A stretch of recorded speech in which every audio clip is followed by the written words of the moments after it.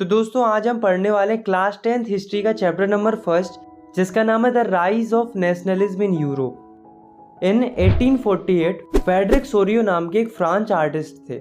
उन्होंने कल्पना करके 4 पिक्चर्स बनाई, जिनमें से ये जो पिक्चर आप देख रहे हो उसका नाम है द पैक्ट बिटवीन नेशन। इस पिक्चर में फ्रेडरिक सोरियो एक डेमोक्रेटिक एंड रिपब्लिक वर्ल्ड की कल्पना कर रहे हैं। यहाँ पर ये जो आपको स्टैचू दिख रही है वो है स्टैचू ऑफ लिबर्टी, जो कि आज़ादी को दर्शा रही है।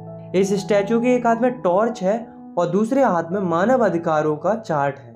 इस मूर्ति के सामने जमीन पर मोनार्की सिस्टम का कचरा डला हुआ है, यानी कि राजा महाराजाओं के मुकुट, कपड़े और भी राजाशाही वस्तुएं जमीन पर पड़ी हुई है। इसमें जो आर्टिस्ट है वो ये बताना चाह रहे हैं कि जो ये लंबी लाइन में लोग आ रहे हैं वो कैसे मोनार्की सिस्टम के कचड़े को छोड़ते जा रहे हैं, मतलब राजा महाराजाओं के शासन को ध्वस्त करते जा रहे हैं और स्टैचू ऑफ लिबर्टी यानी कि आज़ादी की तरफ बढ़ते जा रहे हैं। यह देखकर उनके गॉड ईसा मसीह और जीसस आसमान से उन्हें आशीर्वाद दे रहे हैं। इस चैप्टर में हम ऐसे कई सारे टॉपिक को पढ़ेंगे जिनकी कल्पना सोरियो ने अपनी इस पेंटिंग में की है। इसके अलावा हम ये भी पढ़ेंगे कि यूरोप में नेशनलिज्म कैसे आया, क्या क्या चेंजेस देखने को मिले, कैसे लोगों ने नेशनलिज्म के लिए स्ट्रगल किया, कैसे यूरोप में से डायनेस्टिक रूल खत्म हुआ और कैसे नेशन स्टेट अस्तित्व में आए। तो चलिए स्टार्ट करते हैं।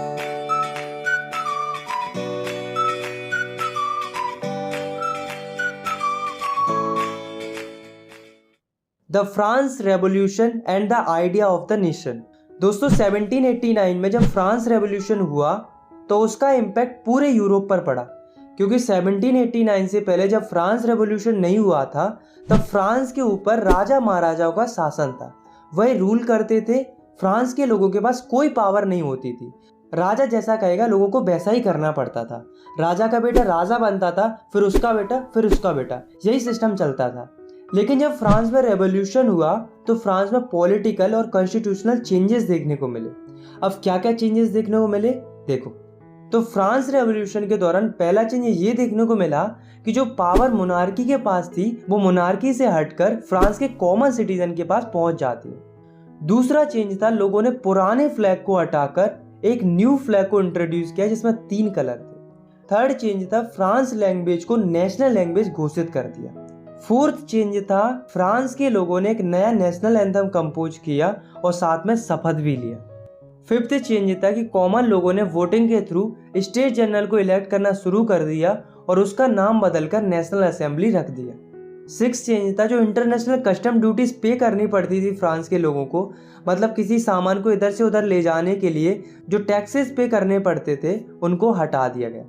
तो दोस्तों इतने सारे चेंजेस हुए फ्रांस रेवोल्यूशन के दौरान। इसके अलावा जो फ्रांस आर्मी थी उसने क्या किया कि जो नेशनलिज्म की भावना थी, मतलब अपने नेशन के प्रति प्यार और देशभक्ति की जो भावना थी उसे पूरे यूरोप में फैलाना शुरू कर दिया।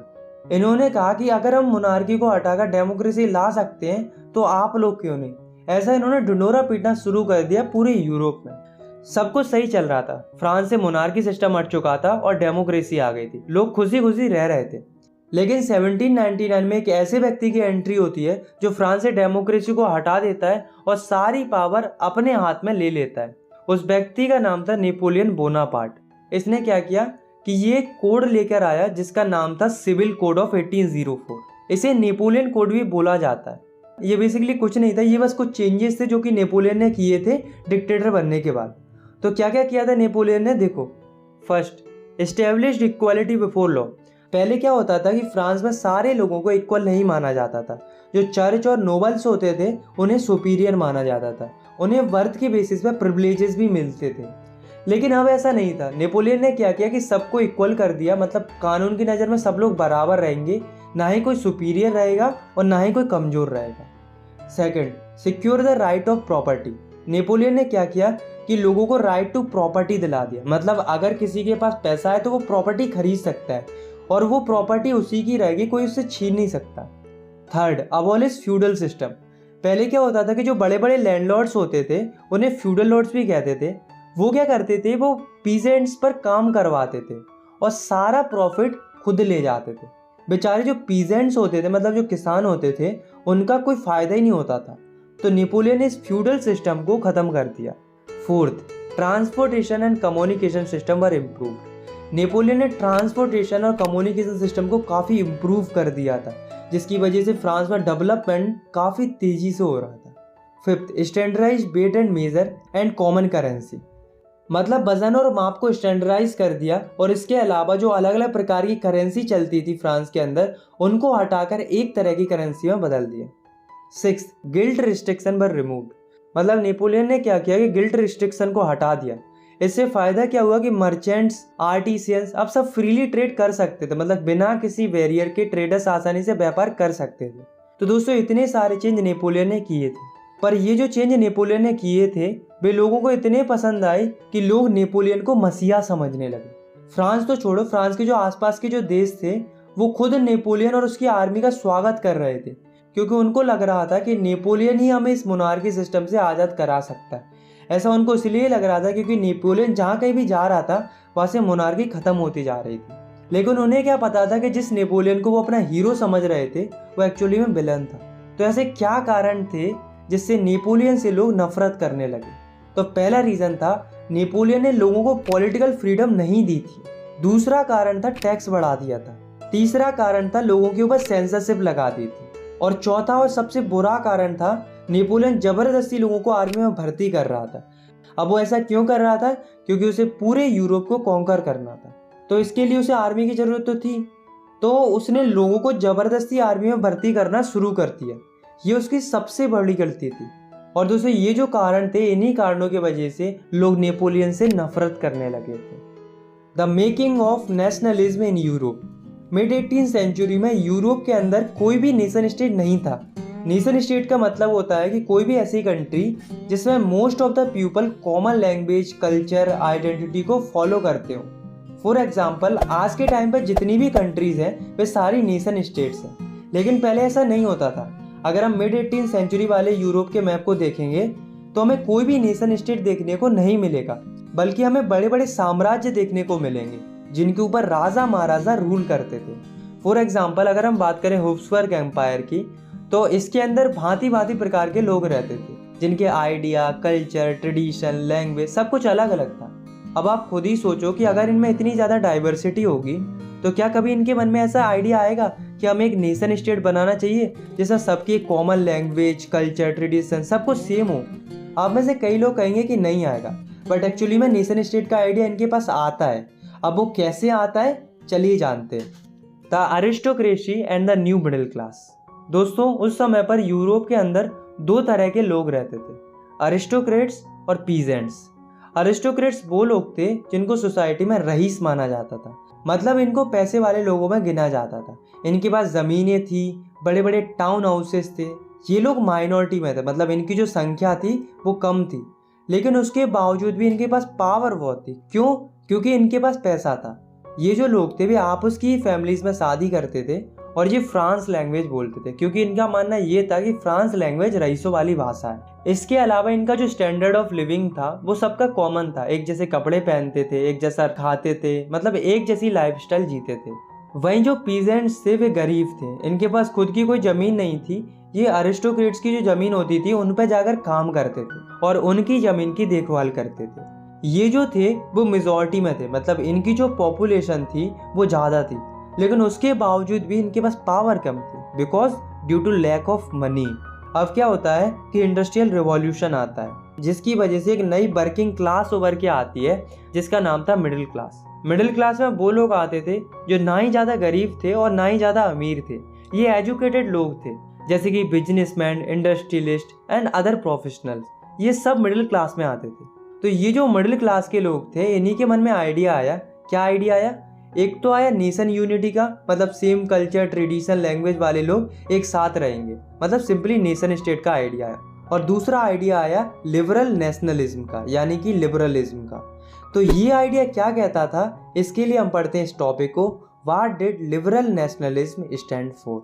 तो लिबरल नेशनलिज्म का आइडिया क्या कहता था कि जो ऑटोक्रेसी है वो खत्म होनी चाहिए और जो गवर्नमेंट बने वो जनता के हिसाब से बने।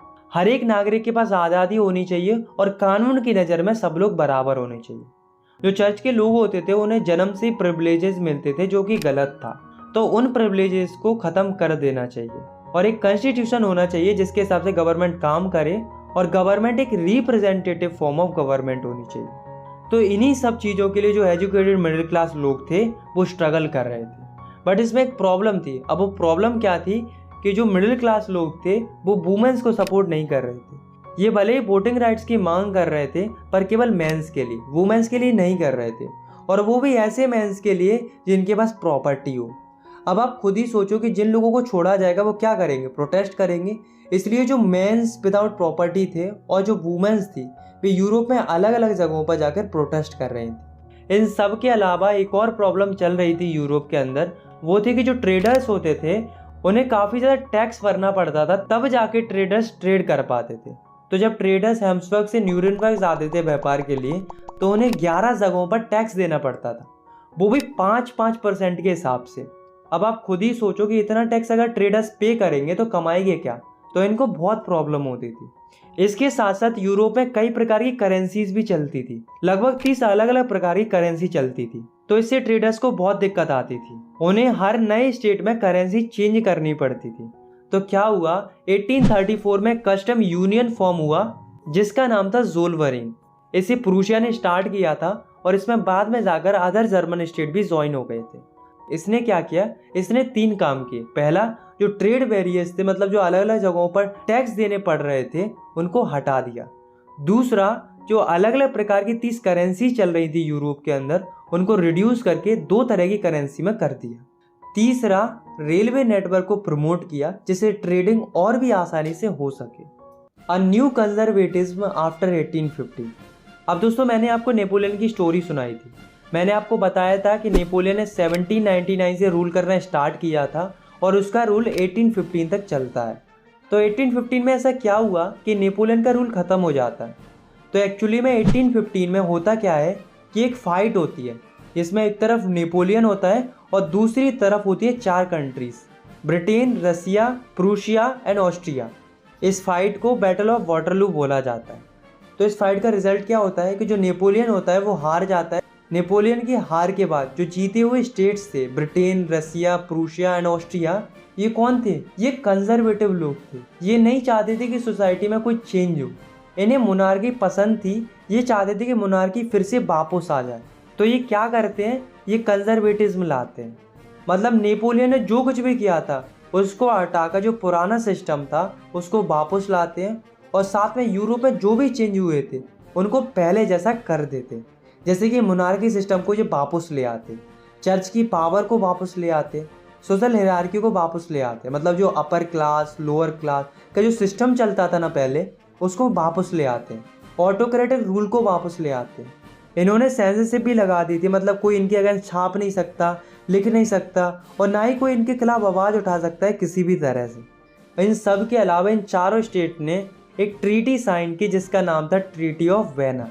ये 1815 में ही साइन की गई थी। इसको होस्ट कर रहे थे ऑस्ट्रियन चांसलर ड्यूक मेटरनिच।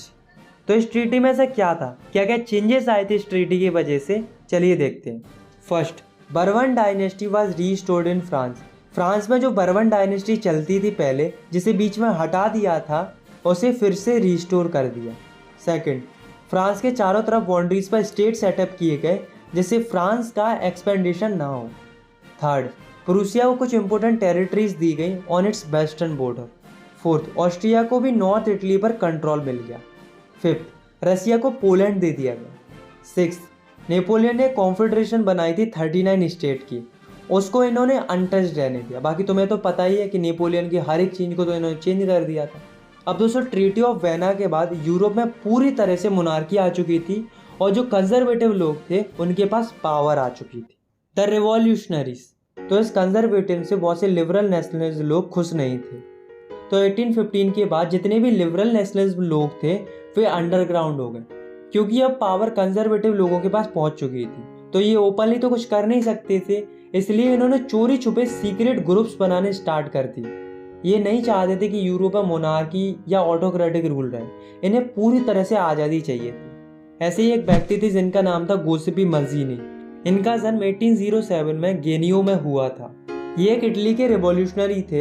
ये एक सोसाइटी के मेंबर भी थे जिसका नाम था कार्बोनरी, और साथ में इन्होंने 2 सीक्रेट सोसाइटी बनाई थी, पहली यंग इटली इन मार्सेलिस और दूसरी यंग यूरोप इन वर्न। तो ये 2 सोसाइटी बनाई थी। ये इटली के थे, इसलिए ये चाहते थे कि इटली एक नेशन स्टेट बने। इन्हें देखकर यूरोप में अलग अलग जगहों पर भी सीक्रेट सोसाइटी बनना स्टार्ट हो जाती है। अब आप खुद ही सोचो कि इतनी सारी सीक्रेट सोसाइटी अगर बनेंगी तो क्या होगा? रिवॉल्यूशन होगा, ऑफ कोर्स होगा। द एज ऑफ रिवॉल्यूशन 1830 से लेकर 1848 का जो दौर है, इसमें यूरोप के अंदर कई सारे रिवॉल्यूशन होते हैं, इसलिए इस दौर को एज ऑफ रिवॉल्यूशन बोला जाता है। तो इस पीरियड में दो ही मेन रिवॉल्यूशन हुए हैं, एक तो हुआ है जुलाई रेवोल्यूशन और दूसरा हुआ है ग्रीक रेवोल्यूशन। तो सबसे पहले हम बात करते हैं जुलाई रेवोल्यूशन की। तो जुलाई रेवोल्यूशन दो जगहों पर होता है, पहला फ्रांस के ऊपर और दूसरा बेल्जियम के ऊपर। तो फ्रांस में क्या होता है, फ्रांस से बर्बन किंग को हटा दिया जाता है, मतलब कंजर्वेटिव लोगों ने जो बर्बन डायनेस्टी सेटअप की थी फ्रांस के अंदर, उसको हटा दिया जाता है और साथ में कॉन्स्टिट्यूशनल मोनार्की सेटअप की जाती है। मतलब मोनार्की तो रहेगी बट उसमें काम कॉन्स्टिट्यूशन के हिसाब से होगा। इन सब के अलावा लुइस फिलिपी को फ्रांस का हेड बना दिया जाता है। अब बात करते हैं बेल्जियम की। पहले क्या था कि जो बेल्जियम था वो यूनाइटेड किंगडम ऑफ नीदरलैंड का ही पार्ट था, मतलब Belgium United Kingdom of Netherland के कंट्रोल में आता था। तो जो बेल्जियम के लोग थे उनको आज़ादी चाहिए थी, वो अपना एक अलग ही नेशन बनाना चाहते थे और इसी कारण से बेल्जियम में भी रिवॉल्यूशन होता है। और इस रेवोल्यूशन का रिजल्ट ये आता है कि बेल्जियम को फ्री कर दिया जाता है, मतलब बेल्जियम आज़ाद हो जाता है यूनाइटेड किंगडम ऑफ नीदरलैंड से। अब हम बात करते हैं दूसरे रेवोल्यूशन की, जिसका नाम था ग्रीक रेवोल्यूशन। तो पहले क्या था कि जो ग्रीक था वो ऑटोमन एम्पायर का पार्ट था।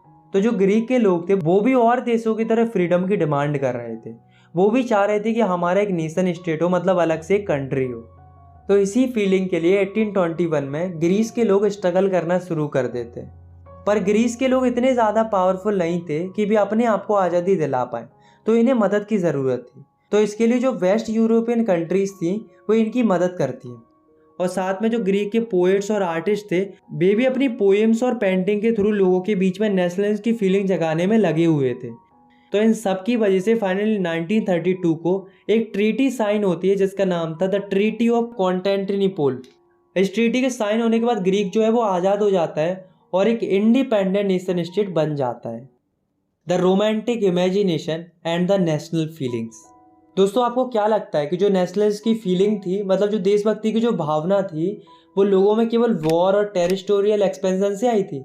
नहीं, ऐसा नहीं था, बल्कि इसके अलावा एक और चीज़ थी जिसकी वजह से नेशनलिस्ट की फीलिंग लोगों में फैल रही थी, वो था कल्चर।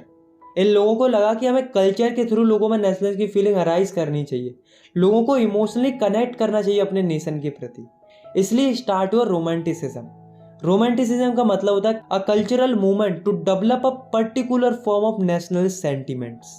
मतलब कोई भी ऐसा कल्चरल मूवमेंट जिसकी वजह से लोगों में अपने नेशन के प्रति प्यार पैदा हो, या हम कह सकते हैं लोगों के मन में अपने देश के प्रति सेंटिमेंट जागरूक हो, इसी को रोमांटिसिज्म बोला जाता है।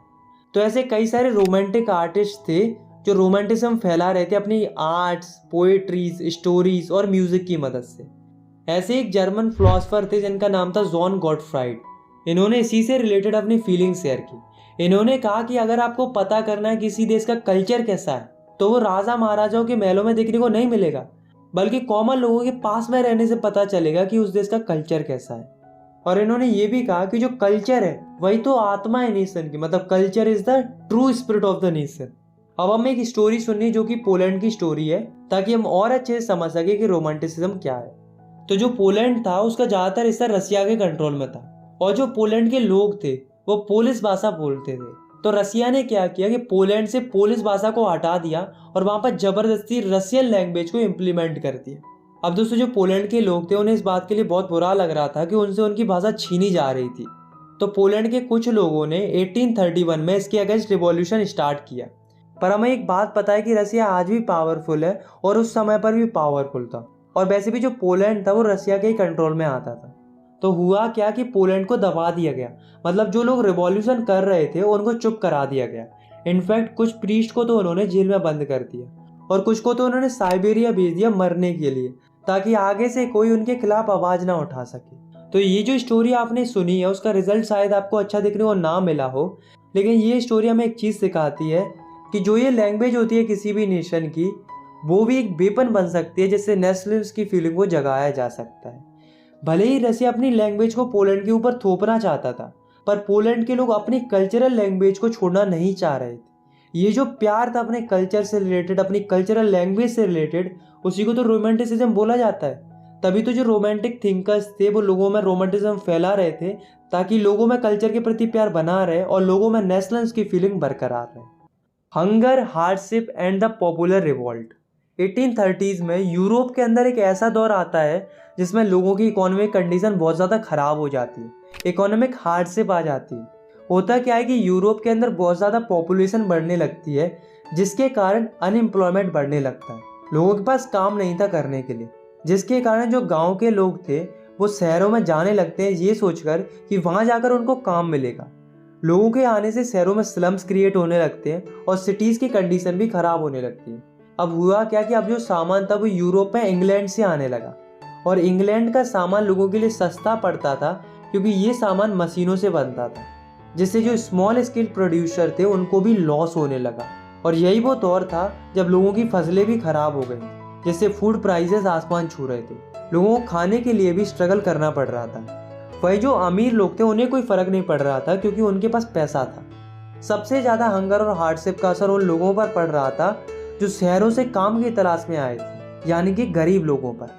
1848 में फ्रांस की सिटी पेरिस की हालत ऐसी हो जाती है कि लोग सड़कों पर आ जाते हैं। ये देखकर जो फ्रांस का रूलर था लुइस फिलिपी, वो डर जाता है और वो अपनी पोजीशन छोड़कर भाग जाता है। अब जब राजा भाग गया तो कोई ना कोई तो चाहिए कंट्री को रन कराने के लिए।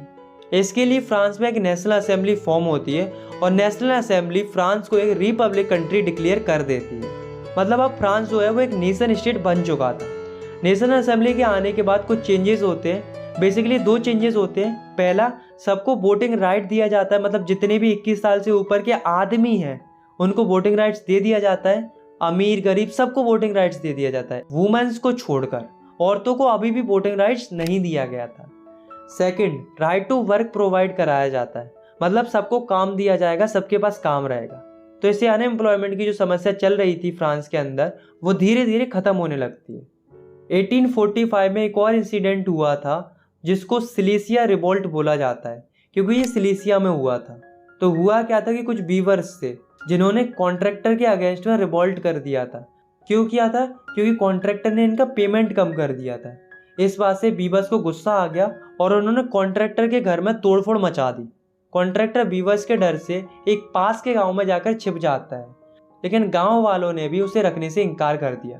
तो वो जाकर आर्मी के पास पहुंच जाता है और उनसे जाकर मदद मांगने लगता है। तो यहाँ पर जो वीवर्स उसका पीछा कर रहे थे उनकी आर्मी से फाइट होती है, जिसमें 11 वीवर्स मर जाते हैं। तो यहाँ पर जो रिवॉल्ट था वो अनसक्सेसफुल था, लेकिन बात वो नहीं थी कि सक्सेसफुल था कि नहीं था, बट बात तो ये थी कि रिवॉल्यूशन हो रहे थे और पूरे यूरोप में हो रहे थे। The revolution of the liberals. अब दोस्तों, जब सभी लोग रिवॉल्यूशन कर रहे थे तो मिडिल क्लास लोग कैसे शांत बैठ सकते थे? तो जो मिडिल क्लास लोग थे वो भी 1848 में रिवॉल्यूशन कर रहे थे। और ये क्यों कर रहे थे? क्योंकि ये नेशन स्टेट इस्टेब्लिश करना चाह रहे थे और साथ में डिमांड कर रहे थे पार्लियामेंट्री प्रिंसिपल्स की। पार्लियामेंट्री प्रिंसिपल्स का मतलब होता है कि लोगों के पास एक कॉन्स्टिट्यूशन होना चाहिए, फ्रीडम ऑफ प्रेस होना चाहिए और फ्रीडम ऑफ एसोसिएशन होना चाहिए, मतलब किसी को भी अपनी एसोसिएशन या पार्टी बनाने की आज़ादी होनी चाहिए। तो इन सब चीज़ों की डिमांड कर रहे थे मिडिल क्लास के लोग।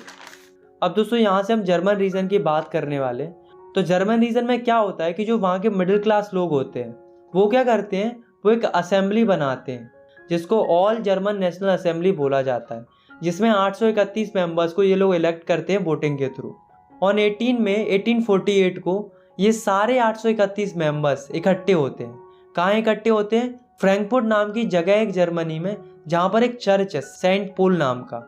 वहाँ पर जाकर ये सारे लोग इकट्ठे होते हैं, जैसा कि आप इस पिक्चर में भी देख सकते हो। इसी को फ्रैंकफर्ट पार्लियामेंट भी बोला जाता है, क्योंकि जर्मनी में पार्लियामेंट तो था नहीं, इसलिए इन्होंने चर्च को ही पार्लियामेंट बना लिया था।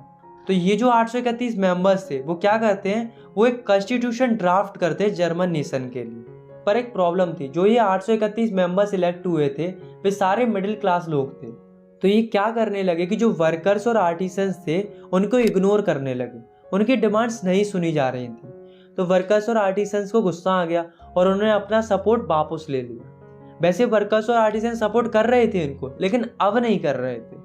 इस कारण से जो मिडिल क्लास के लोग कॉन्स्टिट्यूशन की लड़ाई लड़ रहे थे वो कमजोर पड़ने लगे। लेकिन उसके बावजूद भी ये लोग गए राजा के पास अपना कॉन्स्टिट्यूशन का आइडिया लेकर। उस समय पर जो राजा था वो था फ्रेडरिक विलियम फोर्थ। ये पूरे प्रूशिया का राजा था। अब आप लोग कहोगे कि ये प्रूशिया के राजा के पास क्यों गए थे, जर्मनी के राजा के पास क्यों नहीं गए थे? तो एक्चुअली में उस समय पर जर्मनी नाम की कोई कंट्री होती ही नहीं थी, बल्कि उस समय पर जर्मन रीजन हुआ करते थे। इसलिए सारे लोग प्रूशिया के राजा के पास गए थे।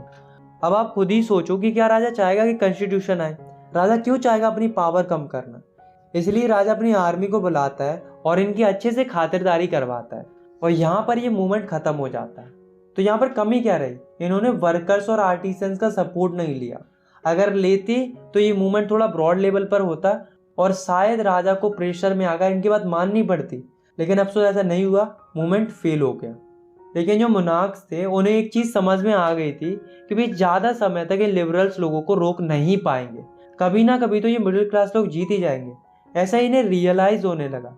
तो ये क्या करते हैं, ये थोड़ा थोड़ा कंसेशन देना शुरू कर देते हैं। तो क्या करते हैं? पहला, सेफ्डम और बाउंडेड लेबर को अबॉलिश कर देते हैं हब्सबर्ग डोमिनेशन से और रसिया से। और दूसरा, हंगेरियन को ऑटोनॉमी ग्रांट कर दी जाती है इन 1867। The making of Germany and Italy. इस टॉपिक में हम पढ़ेंगे कि कैसे जर्मनी और इटली यूनिफाइड नेशन बनते हैं और कैसे उनका यूनिफिकेशन होता है। तो सबसे पहले हम देखते हैं जर्मनी के केस को।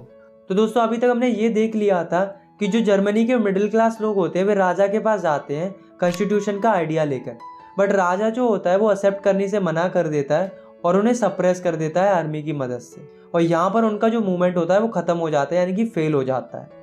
अब सवाल ये उठता है, ये क्या मिडिल क्लास लोगों ने आगे कोई मूवमेंट नहीं किया? कैसे किया? देखो, तो जो मिडिल क्लास लोग होते हैं वे क्या करते हैं, वे जाते हैं प्रूशिया के बड़े बड़े लैंडलॉर्ड्स के पास, जिन्हें जंकर्स और प्रूशिया भी बोला जाता है। उनसे जाकर ये लोग मदद मांगते हैं। तो जो जंकर्स होते हैं वो इनकी मदद के लिए तैयार हो जाते हैं और सारा जिम्मा अपने ऊपर ले लेते जर्मनी के यूनिफिकेशन का। अब सारी जिम्मेदारी प्रूशिया के पास आ चुकी थी। उस समय पर प्रूशिया का जो चीफ मिनिस्टर था वो था ऑटोमन बिस्मार्क। तो ऑटोमन बिस्मार्क और उसकी मिलिट्री और सारे जंकर्स मिलकर लड़ाई करना शुरू कर देते हैं। किसके खिलाफ? फ्रांस, ऑस्ट्रिया और डेनमार्क के खिलाफ। क्यों करते हैं? क्योंकि जो जर्मन स्पीकिंग रीजन था वो इनके कंट्रोल में था। उनसे छीनने के लिए ये लड़ाई करते हैं। ये लड़ाई 7 सालों तक चलती है और इस लड़ाई का रिजल्ट ये आता है कि जो प्रूशिया होता है वो ये लड़ाई जीत जाता है और इसके साथ ही जर्मनी की यूनिफिकेशन प्रोसेस कंप्लीट हो जाती है। मतलब जर्मनी एक यूनिफाइड नेशन बन जाता है। और फाइनली 18 जनवरी 1871 को जर्मनी का एक नया राजा बनता है जिसका नाम था केजर विलियम फर्स्ट। ये जो राजा बना था वो काफ़ी ज़्यादा महत्व देता था करेंसी को मॉडर्नाइज करने में, बैंकिंग और जुडिशियल सिस्टम को इम्प्रूव करने में। Italy unified. इससे पहले टॉपिक में हमने पढ़ा था कि जर्मनी का यूनिफिकेशन कैसे हुआ था। इस टॉपिक में हम पढ़ेंगे कि इटली का यूनिफिकेशन कैसे हुआ था। तो देखो, 19th सेंचुरी में इटली जो था वो 7 स्टेट्स में बटा हुआ था। अब दोस्तों ये जो स्टेट आप देख रहे हो वो है सर्डिनिया पिएडमोंट। यही एकमात्र स्टेट था जहाँ पर एक ऐसा राजा रूल करता था जो इटली लैंग्वेज बोलता था और वो एक्चुअली में ही इटालियन प्रिंस था। उसका नाम था विक्टर एमैनुएल II। अब देखो, इटली के नॉर्थ का जो एरिया था वो ऑस्ट्रिया हब्सबर्ग के कंट्रोल में था। इटली के सेंटर का जो एरिया था वो पोप के कंट्रोल में था और जो साउथ का एरिया था वो बर्बन किंग ऑफ स्पेन के कंट्रोल में था। अब देखो यूनिफिकेशन कैसे होता है। मैंने आपको एक व्यक्ति के बारे में बताया था जिसका नाम था गुस्सीपी मजीनी। ये भी इटली को यूनिफाइड करना चाहते थे। इनफैक्ट इसके लिए इन्होंने एक सीक्रेट सोसाइटी भी बनाई थी जिसका नाम था यंग इटली, पर अफसोस ये फेल हो गए थे। ये इटली को यूनिफाई नहीं कर पाए थे।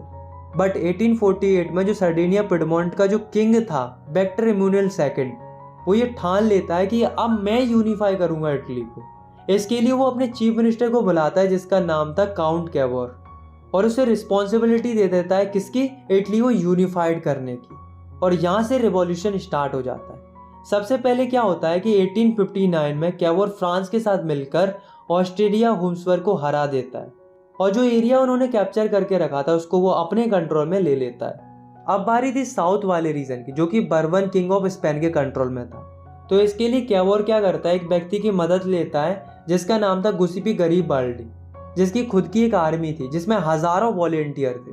तो ये सारे लोग मिलकर लड़ाई करते हैं और 1860 में इटली के साउथ वाले रीजन को ये स्पेन से आज़ाद करा लेते हैं। अब बचा सेंट्रल इटली। तो सेंट्रल इटली पोप के कंट्रोल में था।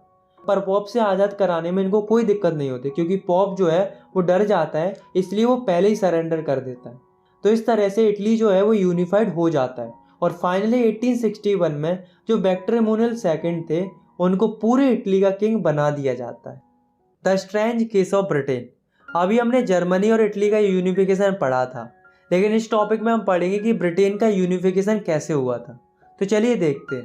दोस्तों, जो ब्रिटेन का यूनिफिकेशन हुआ था वो ऐसे नहीं हुआ था कि अचानक से वॉर और रिवॉल्यूशन हुए और यूनिफिकेशन हो गया, बल्कि ब्रिटेन का यूनिफिकेशन एक लॉन्ग ड्रॉन प्रोसेस के साथ हुआ था। मतलब एक लंबी चौड़ी प्रोसेस रही थी ब्रिटेन के यूनिफिकेशन के पीछे। अब गाइस आप इस मैप में देखो, ये जो है वो स्कॉटलैंड है, ये इंग्लैंड है, ये वेल्स है और ये आयरलैंड है। ये जो स्टेट्स आप देख रहे हो इन सब में अलग अलग इथनिक आइडेंटिटीज़ वाले लोग रहते थे। जैसे कि स्कॉटलैंड में स्कॉट लोग रहते थे, इंग्लैंड में इंग्लिश लोग रहते थे, वेल्स में वेल्स लोग रहते थे और आयरलैंड में आयरिश लोग रहते थे। और दोस्तों जो वेल्स था वो 1535 से इंग्लैंड का पार्ट था। अब क्या होता है कि जो इंग्लैंड होता है उसमें 1688 से पहले मोनार्की थी और उसके पास पावर भी थी, लेकिन 1688 के बाद वहाँ पर मोनार्की तो रहती है, लेकिन most of the power English parliament के पास पहुँच जाती है। अब इंग्लैंड ने सोचा कि क्यों ना इन सारे आसपास के स्टेट्स को कैप्चर किया जाए और अपनी टेरिटरीज को एक्सपेंड किया जाए, और इंग्लैंड ऐसा ही करता है। सबसे पहले वो फोकस करता है स्कॉटलैंड पर। तो उसके लिए इंग्लैंड क्या करता है, अच्छी अच्छी बातें करता है स्कॉटलैंड से और उसे कन्वेंस करता है और उसके साथ एक एक्ट ऑफ यूनियन साइन करता है इन 1707। और इस एक्ट ऑफ यूनियन के साइन होते ही इंग्लैंड और स्कॉटलैंड एक हो जाते हैं और बनाते हैं United Kingdom of great Britain. अब धीरे धीरे क्या हुआ कि ब्रिटिश पार्लियामेंट के अंदर इंग्लैंड के लोगों का डोमिनेशन बढ़ने लगा और वे धीरे धीरे स्कॉटलैंड के लोगों को सप्रेस करने लगे। ना ही भी अपनी भाषा बोल सकते थे और ना ही भी अपने हिसाब से कुछ भी पहन सकते थे। सिमिलर केस आयरलैंड के साथ हुआ था। आयरलैंड में क्या था, आयरलैंड में दो तरह के लोग रहते थे, कैथोलिक्स और प्रोटेस्टेंट। कैथोलिक जो थे वो मेजॉरिटी में थे और प्रोटेस्टेंट जो थे वे माइनॉरिटी में थे। इन दोनों के बीच में हमेशा टेंशन बना रहता था, मतलब आपस में लड़ते रहते थे। इसी बात का फायदा उठाता है इंग्लैंड। इंग्लैंड क्या करता है, प्रोटेस्टेंट को सपोर्ट करता है ताकि इंग्लैंड उन पर डोमिनेट कर सके। अब कैथोलिक्स शांत थोड़े रहेंगे, कैथोलिक्स ने इसका विरोध भी किया। इनफैक्ट एक व्यक्ति थे जिनका नाम था वोल्फ टॉन, इन्होंने 1978 में इसके अगेंस्ट रिवॉल्ट भी किया था, पर उन्हें दबा दिया गया और फाइनली 1801 में आयरलैंड को फोर्सफुली इनकॉर्पोरेट कर लिया जाता है इन यूनाइटेड किंगडम और एक नया ब्रिटिश नेशन बना जिसमें ब्रिटिश फ्लैग था, नेशनल एंथम भी उन्हीं लोगों का था और इंग्लिश लैंग्वेज भी था। सबको प्रमोट किया जाने लगा। Visualising the nation. 18-19 सेंचुरी में जो आर्टिस्ट होते थे उन्होंने सोचा कि क्यों ना नेशंस को विजुअलाइज किया जाए, मतलब नेशंस को रूप दिया जाए। जैसे कि अगर हम बात करें इंडिया की, तो इंडिया को किससे रिप्रेजेंट किया जाता है, भारत माता से। और क्यों किया जाता है, ताकि हम सबको ये फील हो कि हम सब एक हैं और भारत माता हम सबकी माता है। ठीक इसी तरह से जो यूरोप के अलग अलग आर्टिस्ट थे उन्होंने अपने अपने नेशंस को रूप देना स्टार्ट कर दिया अलग अलग फीमेल फिगर्स के थ्रू, जिन्हें एलोगोरीज भी बोला जाता है, ताकि लोगों में यूनिटी बनी रहे। जैसे कि फ्रांस की एलोगोरी थी मैरियन और इसी तरह से जर्मनी की एलोगोरी थी जर्मेनियन। तो इस तरह से नेशंस को विजुअलाइज करना स्टार्ट कर दिया। Nationalism and imperialism. नेशनलिज्म तो हम पढ़ते हुए आ रहे हैं। नेशनलिज्म का मतलब होता है अपने देश के प्रति देशभक्ति की भावना, या हम कह सकते हैं अपने देश के प्रति प्यार होना, यही नेशनलिज्म होता है। तो होता क्या, 19वीं सेंचुरी के एंड तक जो नेशनलिज्म की फीलिंग होती है वो कन्वर्ट होने लगती है इंपेरियलिज्म में। इंपेरियलिज्म का मतलब होता है साम्राज्यवाद, मतलब कोई बड़ा नेशन छोटे छोटे नेशंस को कैप्चर करने लगे अपनी टेरिटरीज को एक्सपेंड करने के लिए, इसी को इंपेरियलिज्म बोला जाता है। इसी से रिलेटेड एक केस स्टडी है जो कि बाल्कान्स रीजन की है। तो होता क्या है कि बाल्कान्स एक जगह थी यूरोप के अंदर जो कि ऑटोमन एम्पायर के अंदर आती थी। इस बाल्कान्स रीजन के अंदर बहुत सारे स्टेट्स आते थे, जैसे कि रोमानिया, बल्गेरिया, अल्बानिया, ग्रीस और भी बहुत सारे स्टेट्स आते थे। तो क्या हुआ कि जो ऑटोमन एम्पायर था वो धीरे धीरे कमज़ोर होने लगा, जिस कारण से जो बाल्कान रीजन के जो स्टेट थे वे अपने आप को इंडिपेंडेंट करने लगे, मतलब अपनी अपनी अलग अलग कंट्रीज़ बनाने लगे। ये सारी कंट्रीज़ आपस में जलती थी, जिस वजह से हर कंट्री यही चाह रही थी कि मेरा डोमिनेशन रीजन सबसे बड़ा हो, जिस वजह से ये सारी कंट्रीज़ आपस में लड़ने लगती हैं अपने एरिया को एक्सपेंड करने के लिए। इन सबको देखकर जो बड़ी बड़ी कंट्रीज होती है जैसे कि Russia, Germany, England, Austro Hungary, उनको भी लालच आ जाता है और वे भी इस लड़ाई में पार्ट ले लेती है और यही कारण बनता है फर्स्ट वर्ल्ड वॉर का। बाद में जाकर कई सारे लोग एंटी इंपीरियल मूवमेंट भी चलाते और कहीं ना कहीं जो इंपीरियलिज्म था उसकी वजह से लोगों में नेशनलिज्म की फीलिंग भी जागती है, क्योंकि लोगों को डोमिनेशन कंट्री से आज़ादी चाहिए थी। आई होप आपको ये वीडियो पसंद आई होगी। अगर आपको ये वीडियो पसंद आई तो आप इस वीडियो को लाइक कर सकते हो और चाहो तो इस चैनल को सब्सक्राइब भी कर सकते हो ऐसे ही क्लास 10 की वीडियोस आगे देखने के लिए। मिलते हैं नेक्स्ट वीडियो में, तब तक के लिए टेक केयर, बाय बाय।